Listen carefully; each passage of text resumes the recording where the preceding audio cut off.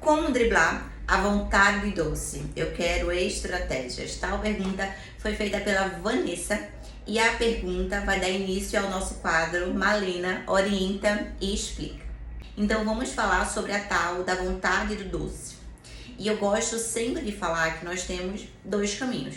E que caminhos são esses, Malena? O primeiro caminho é comer o doce, não tem nada de errado com isso. Claro que você precisa ter bom senso na quantidade, no volume, na frequência, no seu contexto, se isso está proporcional à sua saúde, ao seu objetivo, tá? E mais uma vez, é o contexto que vai determinar alguma coisa. Nenhum alimento isolado tem o poder de atrapalhar ou de lhe beneficiar em algo, tá? É sempre o contexto que vai ditar ali os seus resultados. E contexto, entenda-se aquilo que você faz em maior volume e maior frequência. Aquilo que você faz na sua base regular. E o segundo caminho seria, às vezes, passando vontade, assim como passamos vontade em várias coisas dentro da nossa vida, que a gente quer fazer e a gente não pode fazer. A escolha sempre será algo normal dentro da nossa vida. E a inscrição do homem é a privação, é a carência. Por definição, vai sempre nos faltar algo. Muitas coisas na vida, eu acredito que assim como eu, você também tem vontade de fazer e você não faz. E por que você não faz? Porque às vezes não é conveniente.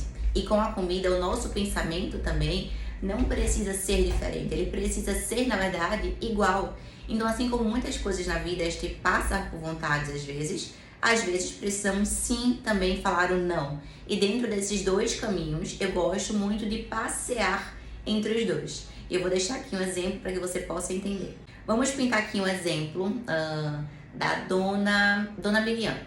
Dona Miriam, ela está num processo de emagrecimento, ela não tem nenhuma patologia. Então, um doce ali pode ser encaixado dentro do seu plano alimentar, dentro da sua base regular. Claro que sem exageros, tá? Ela pode comer ali um doce todos os dias, né? No momento que ela mais gosta, por exemplo, após o almoço. Inclusive, isso ajuda muito na adesão. O lance é que geralmente, por incluir, temos que compensar, entre aspas, em algo.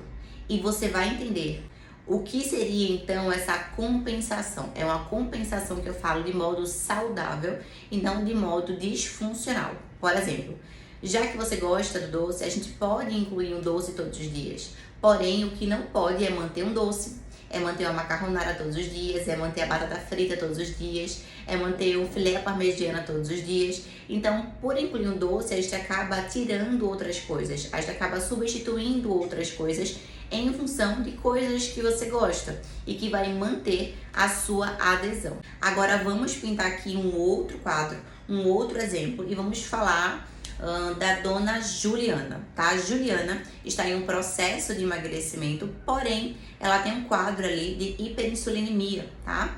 É algo que precisa ser avaliado e nem sempre a sua vontade de doce, ela vai poder ser atendida com a mesma frequência, você concorda? Então, deixa eu aprofundar mais aqui, para você, de fato, entender.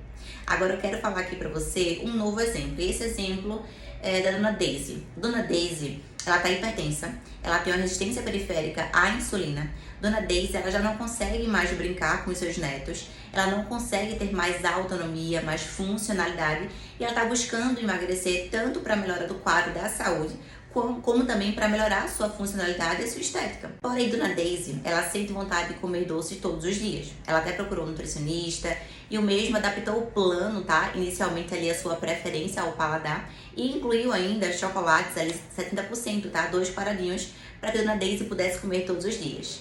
Mas a vontade de doce na Daisy não é um doce 70%. O paladar, o linear de doce dela já é muito alto. E ela quer comer algo extremamente doce. Dona Daisy, ela quer comer ali uma fatia de torta de leite ninho e morango dia sim, dia não. Você consegue entender que a Dona Daisy, para matar a sua vontade, certamente ela não vai chegar no seu objetivo? Se ela sempre for atender ali a sua vontade, ela nunca vai chegar no seu objetivo, que é a melhora da sua saúde, que é a melhora da sua funcionalidade. Dona Daisy, ela precisa estar disposta a fazer o trabalho que vai levar ela ao objetivo. Então entenda, na vida, nem tudo conseguimos fazer mesmo e tá tudo certo. Nem todas as escolhas estão abertas, possíveis dentro da nossa realidade, nem tudo está aberto. Inclusive aqui seria até interessante uma terapia para poder ajudar. Isso não significa que ela nunca mais vai comer o seu bolo de leite ninho com morango. Claro que não. Mas certamente, principalmente no início do seu objetivo, nem sempre essa vontade ela vai conseguir atender. Essa vontade vai se tornar uma exceção. E a exceção é algo que não acontece todo final de semana, ou todo momento, ou todos os dias. Isso já seria de fato uma regra. Então, quando eu te falo sobre estratégias, pense de modo muito simples. Às vezes você vai ceder e às vezes você vai simplesmente falar não com muitas coisas dentro da sua vida. Então a primeira coisa que você precisa aprender é saber fazer o manejo de suas exceções, se livrando do medo de comer, pensando sempre que quando você for para a sua exceção, você vai para o mínimo possível, vai fazer sempre o mínimo possível. E o terceiro ponto é que você não precisa agendar um dia para isso acontecer. Se desvencilhe do dia. Você pode fazer essa exceção a qualquer momento, tá? A qualquer momento que você realmente estiver vontade, estiver com a necessidade. Depois que isso acontecer, você isola o fato e você só volta. E algumas informações bônus para você é que se você sente essa vontade de doce de modo excessivo, essa busca de modo excessivo, pode ser alguns fatores, tá? O primeiro fator é que isso pode ser uma resposta do seu corpo informando que o seu intestino não está funcionando. E por que isso? Porque no nosso intestino a gente produz uma grande parte do nosso neurotransmissor chamado serotonina. Para você que não sabe, a serotonina é o nosso neurotransmissor que ajuda a gente a manter o bem-estar.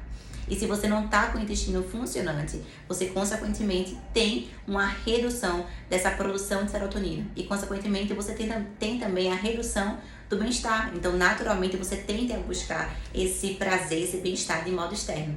E qual é a forma mais rápida de se obter prazer, de se obter bem-estar nos dias de hoje?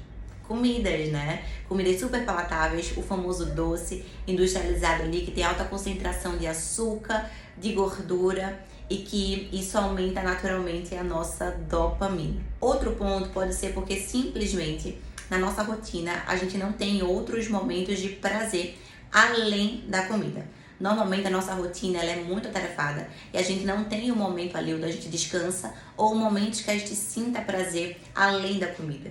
Então normalmente isso estressa o nosso emocional, a gente acaba ficando mais desgastada, mais cansada e isso gera um ciclo que a gente acaba buscando ali mais comida para poder lidar com a falta de prazer de outros comportamentos. Então inclua na sua rotina outros momentos prazerosos para você além da comida. Seja um banho mais demorado, quentinho, seja você apreciar uma boa música, seja você contemplar o belo, seja você descansar um pouco na sua rotina, mas tire um momento para que você possa descansar, para que você possa sentir prazer através de outros comportamentos além da comida, para que essa busca pela comida só pelo prazer seja diminuída. A comida é sim para a gente sentir prazer, porém o que não pode ser é a única razão, né, que a comida seja a única fonte ali de prazer na nossa rotina.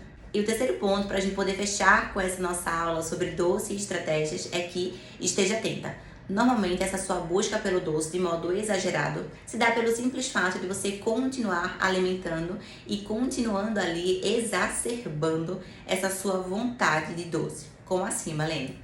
A nossa língua, nós temos algumas papilas gustativas. E o que seria isso? Seria simplesmente alguns conjuntos de célula que ficam em pontos específicos na nossa língua que ajuda a gente a sentir aquele sabor de modo mais profundo.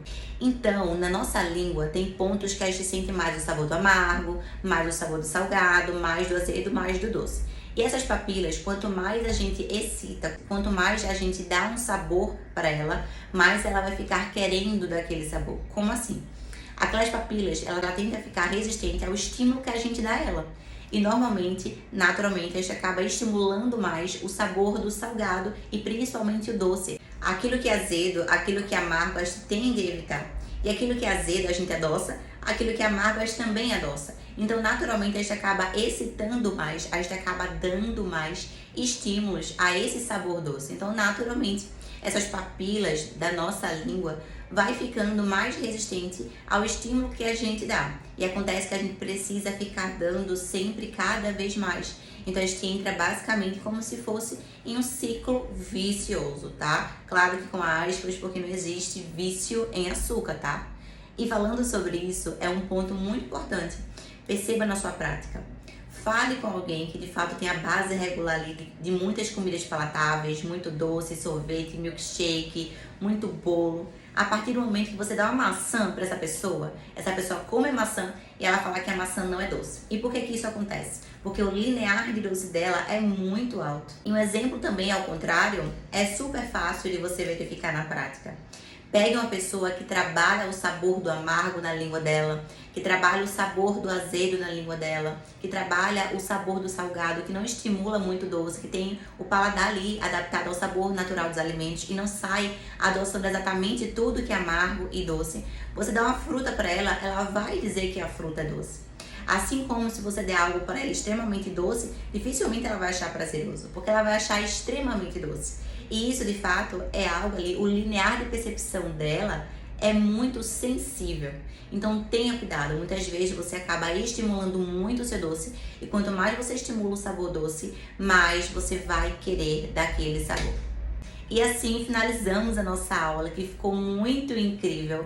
Qualquer dúvida que você tenha sobre doce, sobre estratégias, comenta aqui embaixo que vai ser um prazer tirar essa dúvida para você. E aproveita, encaminha esse vídeo para aquela amiga que é uma formiga, para aquela sua prima, seu amigo, alguém da sua família, seu namorado. Enfim, sai encaminhando esse vídeo para aquela pessoa que você acha que ela é uma formiguinha, encaminha esse conteúdo para ela, agrega esse conhecimento para ela também. Aproveita e manda também as suas perguntas na nossa box de pergunta que quase todos os dias nós temos. Quem sabe a sua dúvida será a próxima aqui discutida no nosso quadro Malena Orienta e Explica. Até mais!